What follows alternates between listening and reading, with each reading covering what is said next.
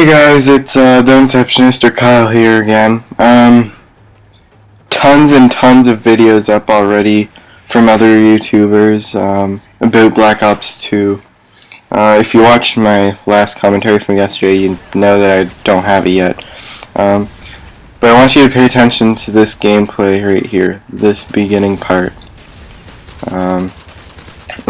It really shows, this is what not to do. Don't just go in there, trying to wreck shit, going kill whore, which I didn't really realize until just after this part when I died again.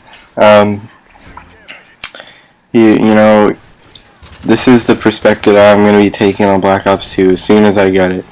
And I've noticed there's a game type called Hardpoint, which is very similar to Drop Zone, which I'm a huge fan of. But you don't want to just go in rushing all the time, especially right off the bat in a new game you're not used to and everything. And I have a couple of tips for anybody who's not yet gotten the game or is below level 10.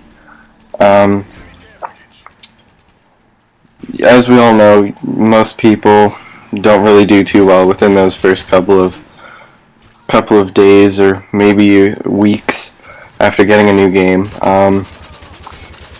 It's all about strategy right off the bat. You can't just go in there expecting to be good at the game.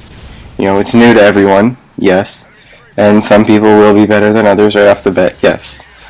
But there's things to do and not to do at the beginning of a game. It's just like in this one. So you'll notice throughout this gameplay, I'm like, well, screw it. But clearly I'm not going to get a bunch of kills going up against these guys, but let's make the best of it.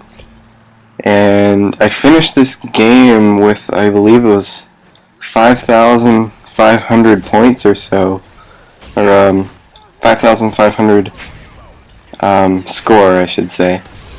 And I put the team on my back, but we didn't get the victory. But what are you gonna do? So yeah, let's just get right to the chase. That tip that I have for people who haven't gotten Black Ops 2 yet or are still below level 10 directly links to combat training. Combat training is your best friend when the new game comes out.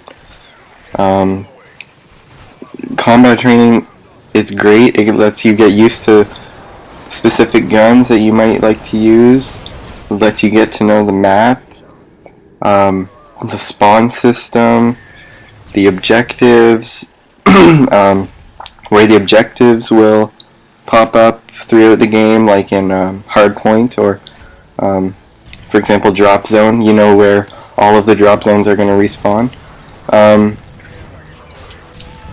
And what you can actually do in combat training is there's a special game type you can go to within combat training that lets you level up online, so you can get to level 10 without screwing up your kill-death ratio, your win-loss ratio, your accuracy, whatever you care about won't get messed up during that time spent in combat training while you're going up against other low-level players who might not be as good. Even if they are good, as long as you get points, you're leveling up and you're getting used to the maps. So that's a huge bonus. That's something that I think everybody should do to get used to the game right off the bat, and it'll just help give you that boost right at the beginning, that first time you go online, which I know everybody wants to do right away. But take your time. Don't just think you're going to be a beast, because most likely you probably won't. I'm not saying that you can't. You probably won't. So that's just my tip for any beginners, or for people who haven't gotten the game yet. Try that out. Do combat training. It'll help a ton. You might not think it will, but compare someone who who's played on the map 5 times or maybe even 10 times to someone who hasn't played on it at all. You know, that person who's played it 10 times may not know everything, but that person who hasn't played on it at all doesn't know anything. So you get a great advantage over them, and it gets you prepared, in a sense, for playing online with people who have already, been playing the game for so long. So that's it for this commentary. I'll talk to you guys later. Peace out.